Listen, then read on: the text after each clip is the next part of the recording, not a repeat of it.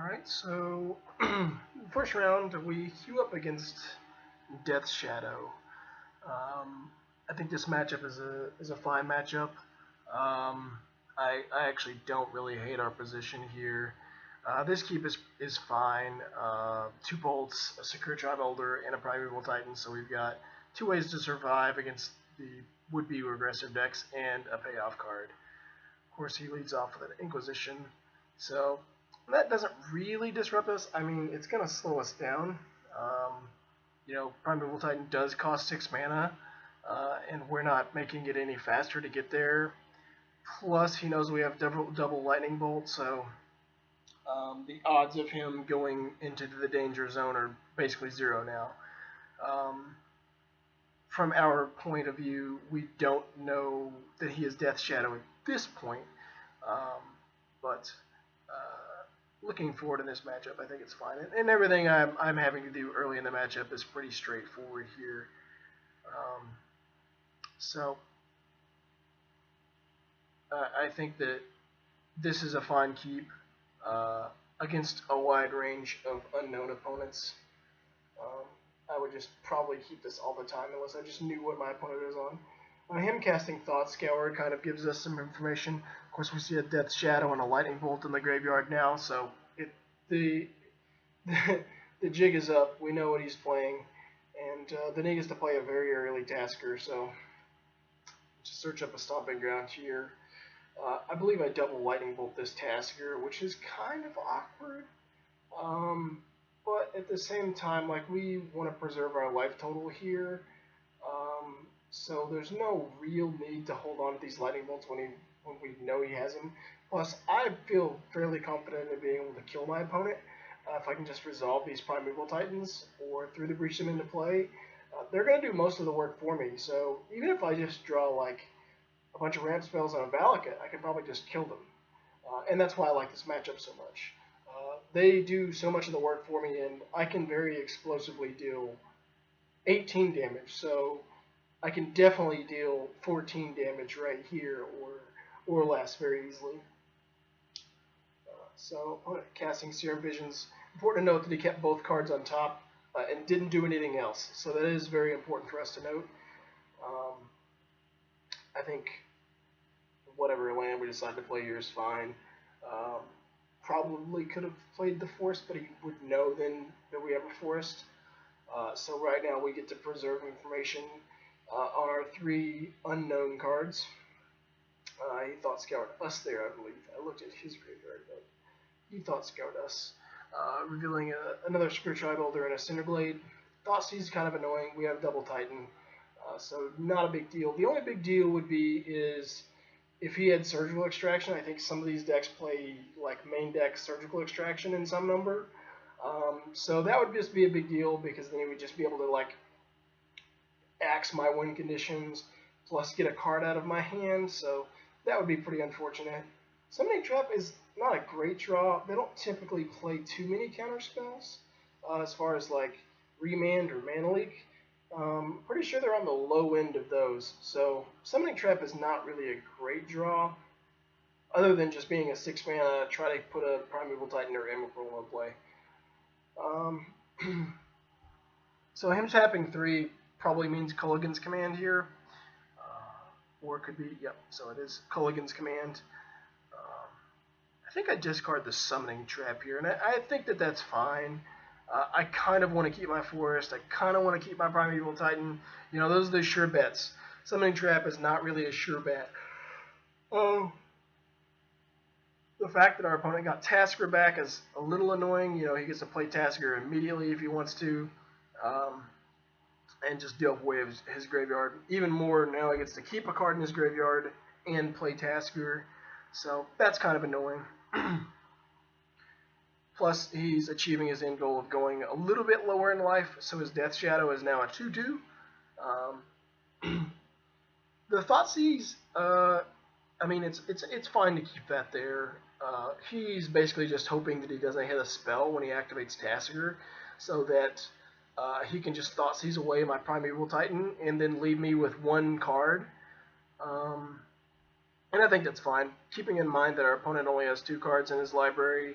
I only have, or 2 cards in his hand rather, and I have 2 cards, and he knows what I'm buying. So if he goes for this Tasker line, that pretty much is like a signal that we're in a good spot here.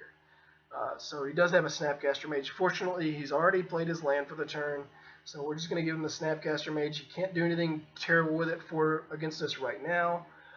We take 5, and we get to hopefully resolve a Primeval Titan here. That would be ideal. Looks like we do cast Primeval Titan, and a Stomping Ground in our hand is very good. It means we can go get 2 Valakuts here, and just be ready to play the Stomping Ground and deal 6 to him, deal 6 to Tasker, 3 to something, whatever. So this is just a really good spot for us. Plus, he might still pull the trigger on this Thoughtseize if he has like a Terminator or something in his hand. And if he does that, then he just dies because he goes to 6, I play my Stomping Ground, and he's just dead. So, turns out something like this kind of happens. So, Lightning Bolt on our Titan gets to then Snapcaster Lightning Bolt back.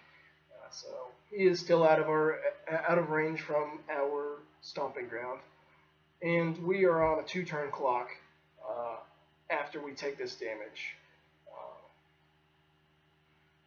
Important to note, the Lightning Bolt is also gone, so you can't like Tasker it back. Explore gives us a chance to draw a win. If we just draw another mountain, Search for Tomorrow does count as another mountain as long as this resolves. You could have Stubborn Denial though, so it's not a sure bet that this resolves. It does, so our opponent should just be dead. And they didn't do like everything that Death Shadow wanted to do, but I mean, he played a turn 2 Tasker. He milled away 1 Death Shadow. Like, this was a fine draw by him. It's just our draw was kind of awkward and really still turned out very well, So we win game 1.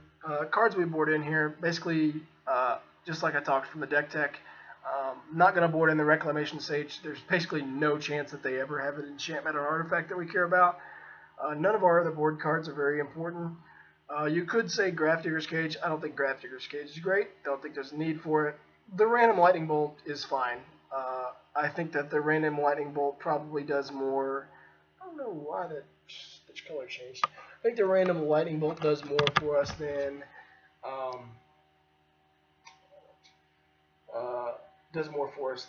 any of our other board cards could do. Computer decided to dim and then brighten a lot, so there's that.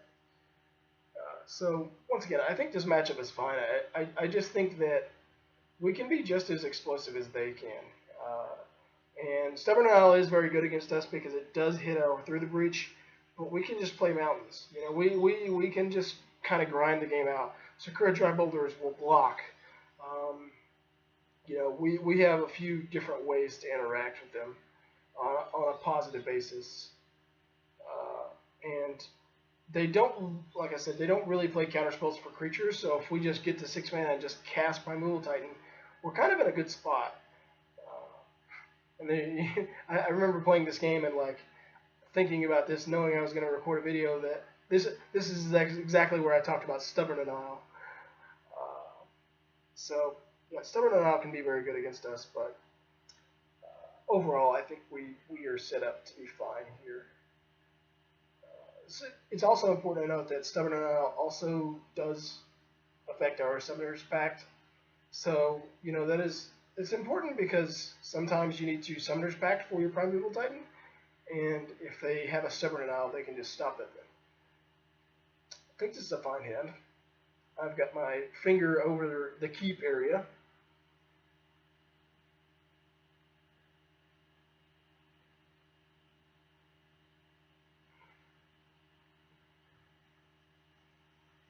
This hand is resilient to Thoughtseize. Inquisition does hit my Sakura Dry Boulder, which is kind of annoying, but if they have, if we get to cast Sakura Dry Boulder and then they have Inquisition, then we still have 2 cards that they cannot take. We've got a Valakut in hand, So unless they have Fulminator Mage, which is a card they've warded in, we are kind of resilient. Because they have Fulminator Mage, it is important to kind of fetch basics. So I think that initially my lines would be to play these foothills and get a lot of basics. Also, because we have Escape Shift in hand, we definitely want to fetch out 2 basic forests uh, off the Sakura Tri-Elder and the Wooded Foothills in some number. We only have 2, but we have 3 ways to search them up. And I don't think we would get punished very heavily by the Valakut and the forests, um, although that could lead to an awkward game. The reason I say that I don't think we get punished is basically because they ward in Fulminator Mage. It's more likely that our Valakuts are always just going to get sniped off pretty early. Um, so it's a little bit slow. I mean, he did quite a few things game 1, but our clocks are quite a bit different. So I did have the Thoughtseize, which is kind of unfortunate. I think he should take the Sakura Tri-Elder here, given that we don't really have a way to ramp. They do have Fulminator Mage. I think that he should take the Sakura Tri-Elder, although you could make an argument for either other card. I think Sakura Tri-Elder is the card that kind of enables everything, as far as that goes. Also, he didn't see through the breach, so he also doesn't necessarily know that, and that's fine, especially with a deck with Surgical Extraction, taking Primeval Titan is not a terrible choice. So he didn't see through the breach game 1, so he could now just think that I'm a Escape Shift deck. It's just straight Escape Shift, which is kind of misleading. Now, they both fall into the same avenue of being instant or sorcery for 7 now, but he could get into a situation where if he takes the Escape Shift at some point, maybe he falls victim to a Through the Breach, not thinking that he's dead because I only have like 5 lands in play, and then I just Through the Breach him out of nowhere. So that's actually an important thing to note, that he didn't see Through the Breach yet. Now he's seen Escape Shift. He knows we're playing Escape Shift. So he would probably have been leaning towards me playing Escape Shift in the first place, but search up a basic mountain here.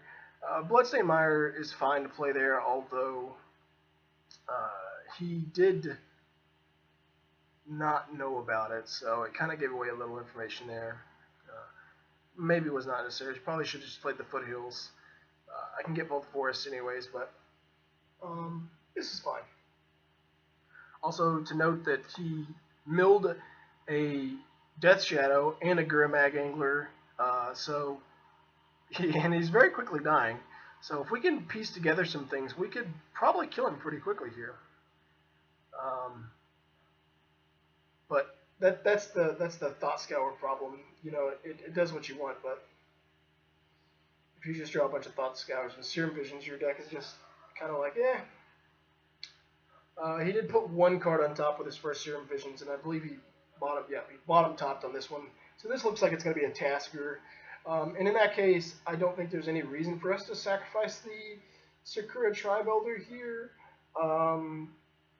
because that's going to put us at 3-4 mana on our turn, so we couldn't even cast Through the Breach, so there's really no reason for us to sacrifice the Sakura Tri-Elder here.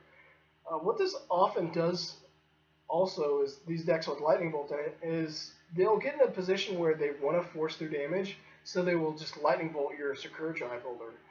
And I'm still not certain that that's correct, but it is something that I've seen a lot. So he has a Gurmag Angler, which is fine. We have this little chump blocker over here and no reason to sacrifice it.